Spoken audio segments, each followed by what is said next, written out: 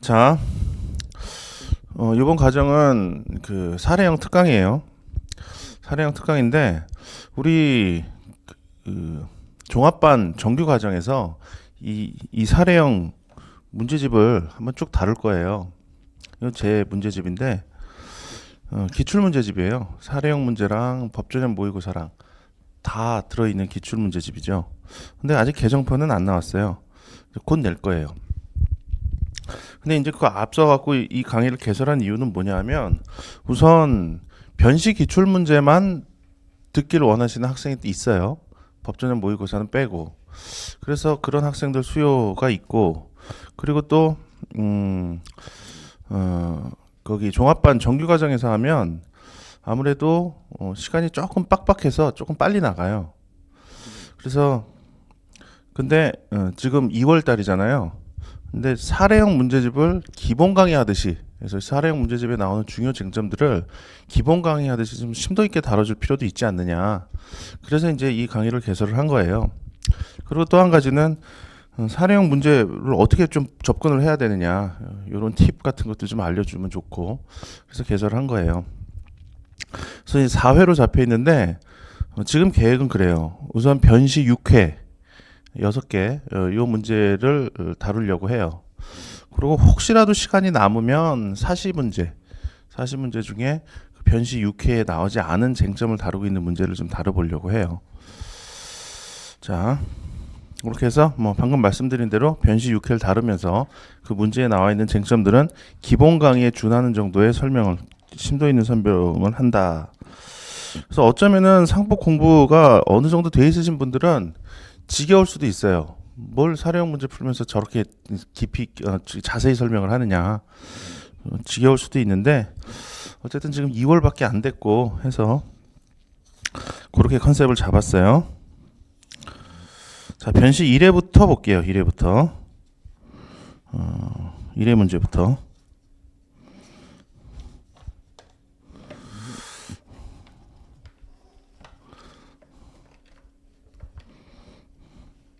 자, 사례형 문제를 어떻게 풀어나가야 되느냐. 우선 사실관계를 잇고 쟁점을 추출을 해내야죠. 쟁점을 추출을 해내고 옆에다가 이제 목차를 아마 잡을 거예요. 목차를 잡아갖고 요 내용 이렇게 써야겠다. 그리고 사안에 대한 결론 정도 가볍게 써놓고 그걸 갖고 이제 써나가기 시작하겠죠. 그러니까 목차를 구성하는 걸 어떻게 하는 건지 그거는 뭐 선생님마다 다르고, 그리고 그거는 책만 보면 다 알 수 있어요. 책에 뭐 이 선생님은 이런 식으로 목차를 구성했네, 이렇게 알 수 있는데, 이제 쟁점 추출을 어떻게 하는 거냐, 그게 이제 중요하죠. 사례 문제를 푸는 데 있어서 그 요령을 좀 아셔야죠. 근데 선생님마다 쟁점 추출을 어떻게 하는지 가르쳐주는 방법이 다 다를 거예요.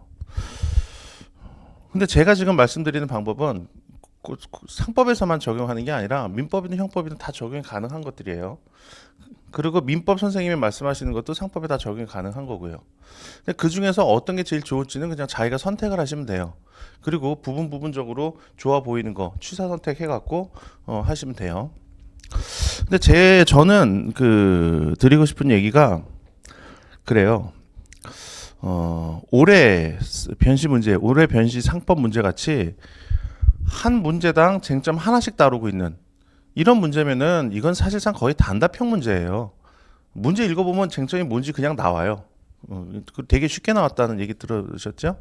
되게 쉽게 나왔어요. 그래서 그건 뭐 그렇게 하면 돼요. 그건 무슨 뭐 방법도 필요 없어요. 그냥 쟁점을 다 가르쳐 주는 방식으로 하니까. 근데 작년, 재작년 뭐 그리고 기존의 법전형 모의고사 문제도 대부분 그렇지 않았어요. 사실관계를 쭉 내놓고 그 다음에 문제를 하나 물으면 그 문제 하나에서 쟁점을 한 3개, 4개 정도를 추출을 해내야 됐어요. 지금 우리가 오늘 볼 문제 변시 1회 문제도 그래요.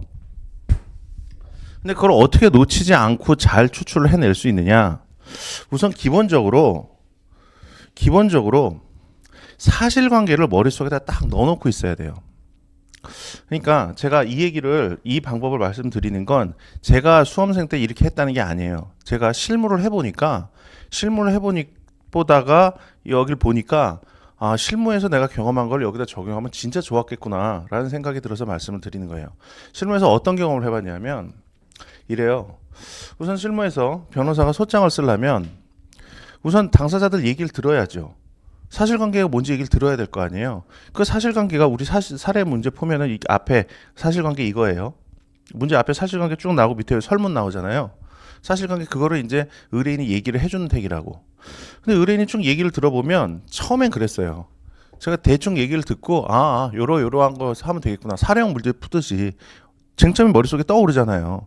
변호사 시작 갓 했을 때 그때는 이제 연수원 나온 직후니까 연수원에서 공부한다고 판례도 머릿속에 많이나 넣어놓고 그런 상태니까 얘기 어느 정도 듣다 보면은 요러한 식으로 접근하면 되겠구나. 그리고 말 막 끊고 그랬다고. 말 끊고 내가 막 오히려 말 많이 하고 이러이러한 거 아닌가요? 그래서 그래요? 그럼 요 필요한 건 요거예요. 요거 뭐 물어보고 막 그랬다고요. 근데 선배들 얘기 들어보니까 그러면 안 된대요. 의뢰인 얘기를 잘 들으래요. 그래서 알았다고 그랬고 의뢰인 얘기를 좀 많이 들었죠. 의뢰인 얘기를 많이 들어보니까 무슨 얘기인지 알겠더라고. 선배들 얘기가 왜 저런지 알겠더라고. 의뢰인이 얘기를 들어보면 쟁점을 다 얘기해요. 의뢰인들이. 자기들이 변호사님 이러이러한데요. 이거 이런 거 아니에요. 이래야 되는 거 아니에요. 얘기를 해요. 근데 그게 법리적인 얘기를 하진 않죠. 근데 법률 용어를 써가면서 얘기를 하고 판례에 의하니 이렇게 결론이 된다 이런 얘기까지는 못하죠. 근데 상식적으로 생각해서 이렇게 되는데 이래야 되는 거 아니에요? 얘기를 하는데 그게 대부분 논점, 이 사건에서 제일 중요한 논점을 정확하게 캐치를 해서 어느 정도의 답까지 얘기를 해줘요. 의뢰인들이. 그래서 그 변호사 한 10년 한 선배들 법률 상담 같은 거 해보면 한다 그러면은 이렇게 얘기를 해요. 후배들한테. 야, 그 법률 상담 처음 할 때 그거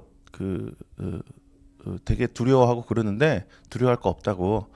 의뢰인들이 다 정답을 얘기해. 자기 입으로. 정답을 얘기하면 그걸로 법률 용어 좀 섞어갖고 얘기해주면 돼. 극단적으로 하면 그런 얘기까지도 한다고요. 그러니까 그런 거를 도입을 해야 돼요. 스스로 의뢰인이 돼야 돼. 그러니까 스스로 당사자가 돼야 돼요. 사례 문제를 풀 때는 당사자가 돼서 예를 들어서 지금 우리 변시 1회 문제 여기 설문 1을 보면 가회사의 대표이사로 등기된 A가 적법한 이사로서의 지위를 갖는지 여부를 검토하고 그에 따라 C를 대표이사로 선임한 갑의 이사의 결의가 유효한지를 논하시오. 지금 A가 적법한 이사로서의 지위를 갖는지 여부를 검토하라. 그럼 이 상황에선 A가 적법한 이사로서의 지위가 아니다라고 주장하고 싶은 사람의 위치에서 딴지 잡을 거 있는 거를 하나하나 따져보면 돼요. 그러면은 법률 지식이 없어도 문제가 있는 부분은 정확하게 캐치를 해낼 수가 있다고. 좀 이따 이거는 어떻게 사례 문제를 풀면서 접근하는지 얘기를 다시 할게요. 그렇게 한다고요. 그래서 사례 문제를 풀 때는 우선 사실관계를 머릿속에다 딱 넣어놔야 돼요. 문제를 읽으면서 어느 정도 법을 공부한 다음에 이제 사실관계를 읽잖아요. 그럼 문제를 읽으면 논점이 보여. 요런 얘기 써놓은 거 보니까 요거 물으려 그러는구나. 그러면서 그거에 대한 논점을 캐치를 해서 거기에 대한 판례 학설들이 머리에서 막 떠돌면서 문제 읽으면서 같이 거기서 해결까지 해달라 그래. 아직 설문도 있기 전에 사실관계 읽으면서 자기가 이런 거 쟁점이겠구나 생각하고 그 쟁점에 대한 학설 판례 결론까지 막 내가면서 사실관계를 읽는단 말이에요. 그러면 안 돼. 그러면 안 되고 사실관계를 먼저 쭉 읽으면서 이 사실관계를 머릿속에 딱 넣어놔야 돼요. 이때는 어떠한 법률 지식도 동원해서는 안 돼요. 그냥 사실관계 순수하게 사실관계만 머릿속에 딱 넣어놓으라고. 영화 스토리 기억하듯이 영화 줄거리 기억하듯이 사실관계를 쫙 머릿속에 넣어놓으라고요. 그 다음에 설문을 읽고 설문에서 필요한 거를 머릿속에서 스캔을 사실관계 들어있죠. 스캔을 쫙 하면서 하나하나 그 필요한 것들을 찾아내는 거예요. 머릿속에서. 물론 한 번 읽었으니까 다 들어있지는 않지. 그러니까 이걸 살살 이렇게 참고를 해도 되죠. 그런 식으로 접근하라는 거예요. 제가 하나 비유적으로 얘기를 하면은 옛날에 초등학교 때 반야구를 했어요. 초등학교 때 반야구를 하면 이제 그 운동장이 흙바닥이니까 그 반야구 그 그라운드를 그려야 되잖아요. 그걸 그릴 때 이 양은 주전자 이렇게 생겼나? 이렇게 생긴 양은 주전자 이만한 걸 들고 물을 담은 다음에 물을 이렇게 쫙 부으면서 갔다고요. 그런 거 해본 적 있으세요? 그런 걸 했는데 제가 이걸 진짜 잘했어요. 제가 하면 애들이 깜짝깜짝 놀랄 정도로 정말 잘했어요. 어떻게 잘했냐면 이 그라운드를 한 이만하게 그리잖아요.